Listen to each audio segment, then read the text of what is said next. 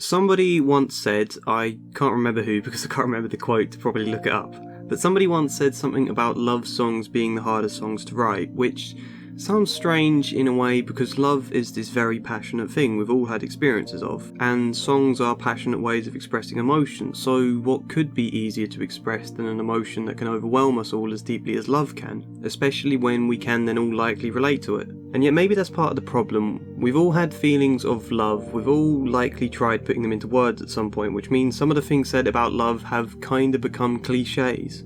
Off the top of your head, I bet you can think up a ton of typical phrases that you'd expect to hear in generic love songs, like I can't live without you, I'll walk or run or, climb a mountain for your love, something to that effect. I've never felt like this before. The word baby, obviously. You know what I mean, anyway. There's so many love songs that it becomes difficult to say something that doesn't sound like a cliche, and then when it is a cliche, it kind of kills the entire point of the love song because it makes it look insincere and lazy and like it's not so passionate an expression of love after all. Which might not be true, it might be very passionate, but it's just that we turn into babbling idiots when we try to explain feelings of love because it's so abstract. And so we then fall back into cliches as a more concrete way of trying to explain it. Anyway, what's the point in this video? You probably know from whatever I title this that I'm going to talk about Aurora, and I've mentioned Aurora a couple of times on this channel before. It's a coincidence, alright? I do really like her music, but I'm not obsessed. I just think she seems to have good examples in her songs for stuff I want to talk about, so I keep bringing it up as examples. The point is, she released a new song the other day called Exist for Love, which I suppose in some ways sounds like a cliche itself. In fact, that's the point of what I wanted to talk about today, because you could, if you separated out the entire song and, read its lyrics without hearing it, it probably does look very cliche.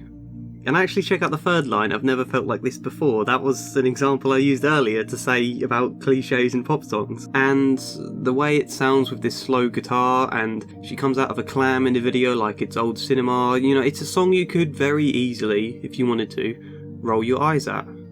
Which is why it's interesting, because I didn't roll my eyes. I quite liked it.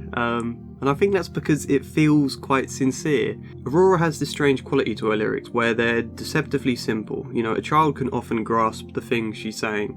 You could probably roll your eyes at all of those lines, but you don't when you hear the songs they're sung in, because you get the sense she genuinely means them. That they're not just generic pop lyrics written because it seems, like the right sort of thing to say to the world, but that she's being genuinely sincere.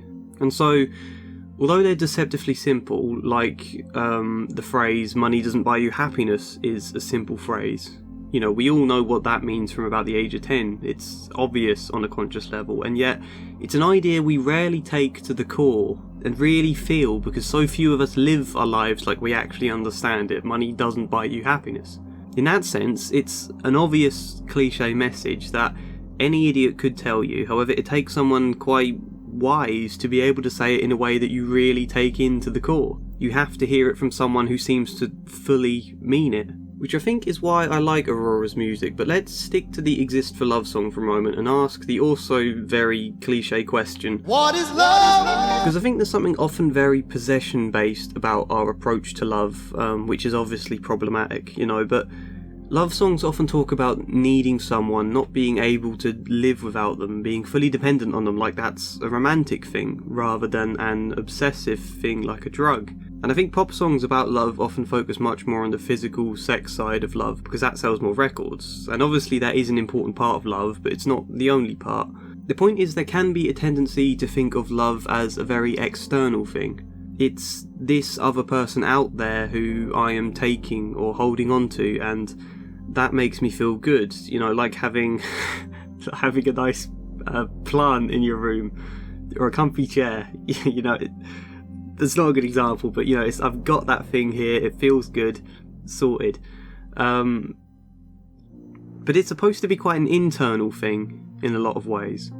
People are supposed to still feel in love when the object of love isn't in the room, when they're the other side of the country.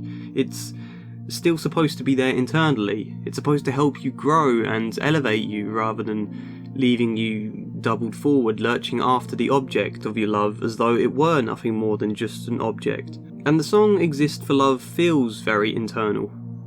It's very soft and simple, and Aurora's almost whispering, and it feels as though this is someone incredibly shy, just about daring to open up and let someone else in, which makes it very much a song about trust rather than possession, and trusting this other person.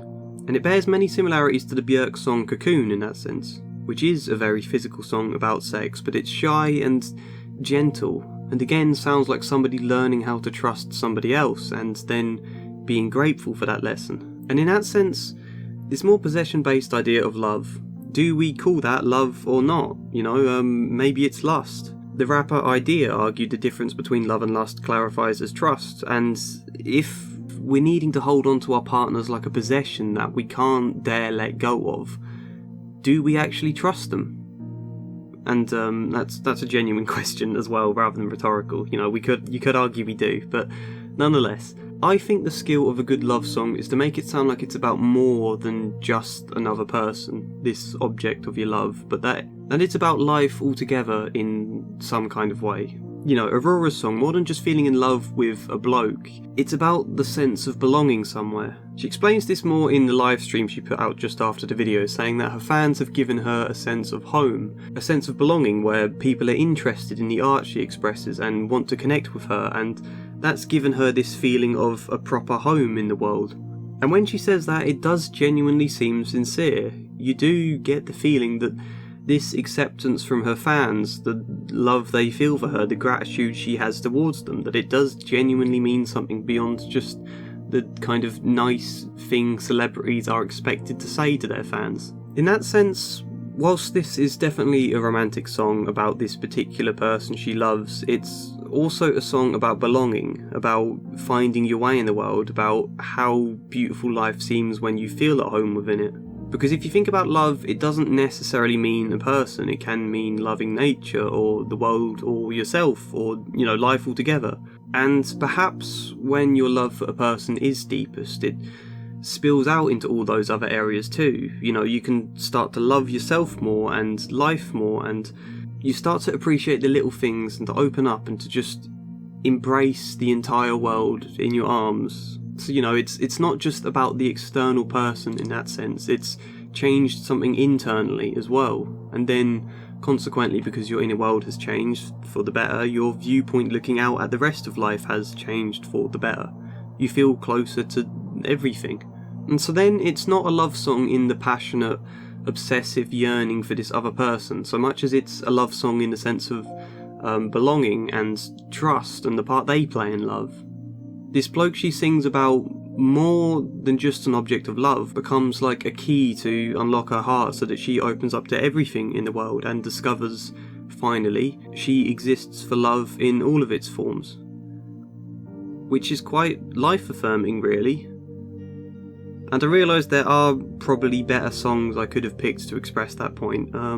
I could have talked about Rumi, who wrote all those loving spiritual poems where you're never quite clear if he's talking to a lover or if he's talking to God, because the two sort of blend, and the idea of love for a person, when taken at its purest, ends up becoming this highly spiritual, all existence encompassing embrace kind of thing.